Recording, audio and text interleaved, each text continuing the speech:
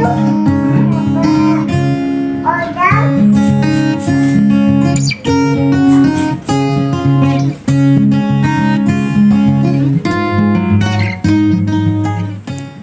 semuanya, Assalamualaikum warahmatullahi wabarakatuh. Apa kabar teman-teman hari ini? Mudah-mudahan kabarnya selalu baik ya.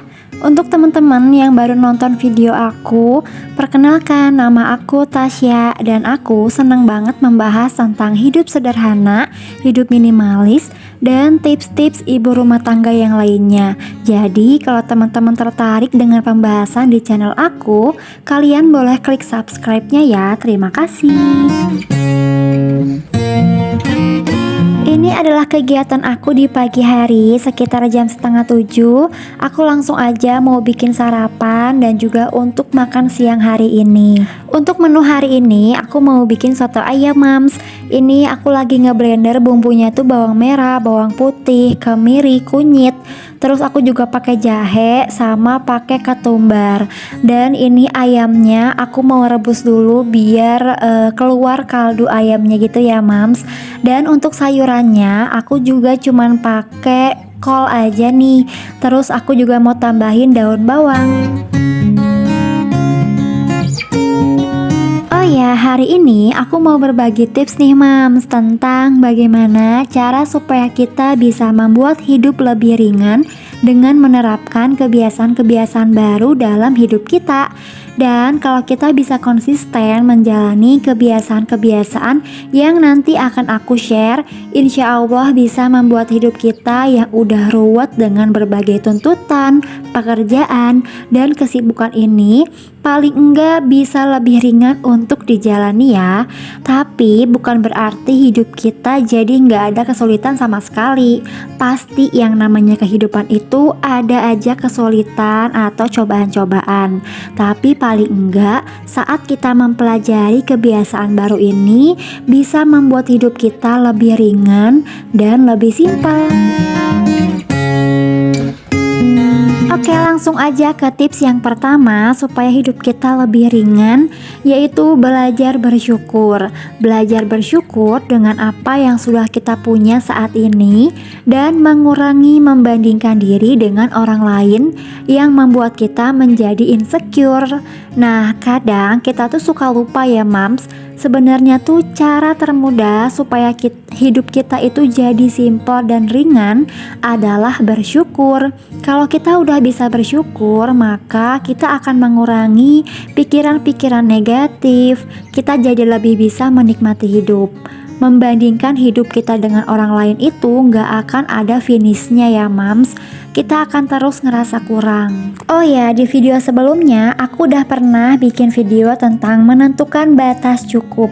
Teman-teman bisa cek linknya di deskripsi ya.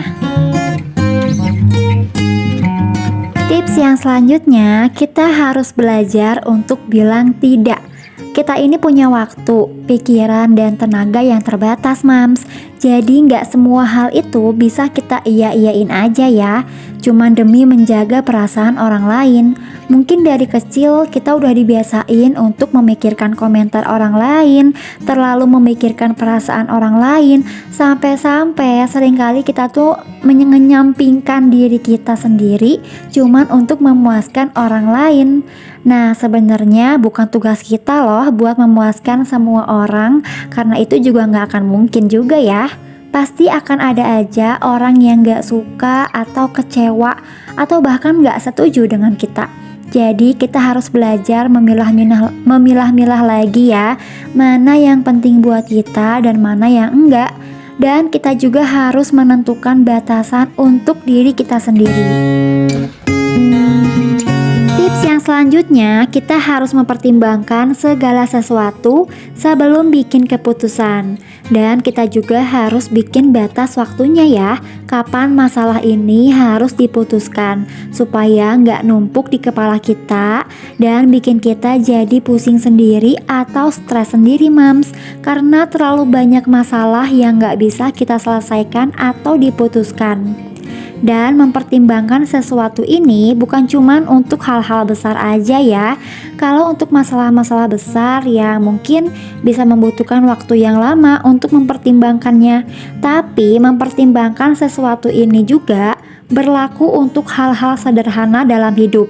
Kayak contohnya kita tuh mau beli barang. Kalau memang barang ini nggak urgent dan nggak harus dibeli saat ini juga, kita perlu ambil jeda dulu nih beberapa hari untuk memutuskan apakah barang ini harus kita beli atau enggak.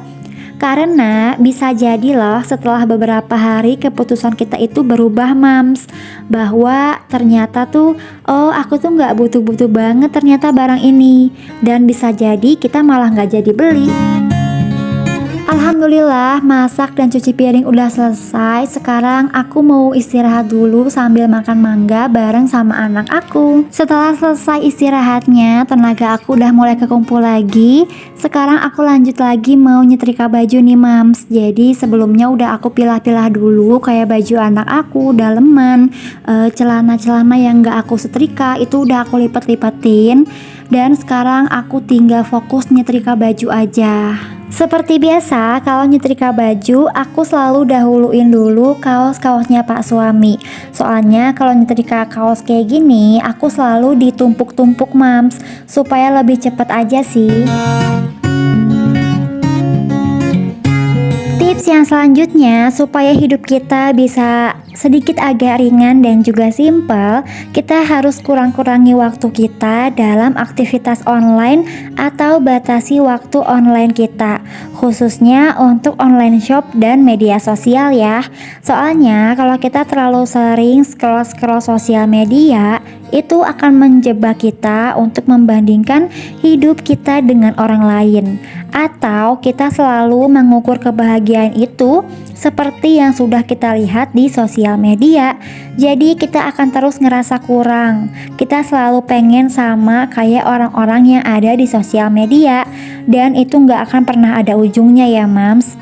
Nah, kalau kita terlalu sering scroll online shop atau marketplace yang tadinya nggak ada niatan buat beli sesuatu, tapi karena di beranda itu muncul barang lucu, tahu-taunya kita check out deh.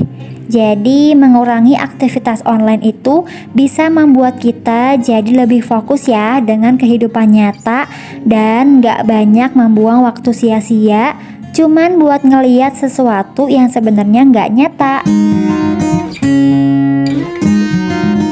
Tips yang selanjutnya, kita harus membuat rencana dan tentukan skala prioritas.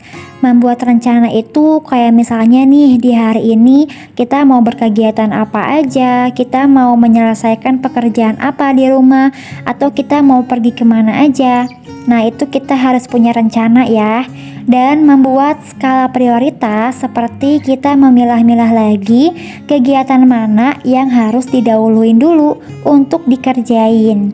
Karena kalau kita nggak membuat skala prioritas kegiatan, kita malah akan cenderung ngerjain kegiatan yang kita mau aja dan yang ringan dulu aja mams. Tahu-tahu udah sore, pekerjaan rumah misalnya yang harusnya tadi pagi itu nyuci atau kegiatan yang harus didahuluin dulu, malah jadi nggak kepegang sama sekali. Tips yang selanjutnya, supaya hidup kita sedikit lebih ringan dan juga simpel, kita harus menjaga kualitas tidur kita ya mams.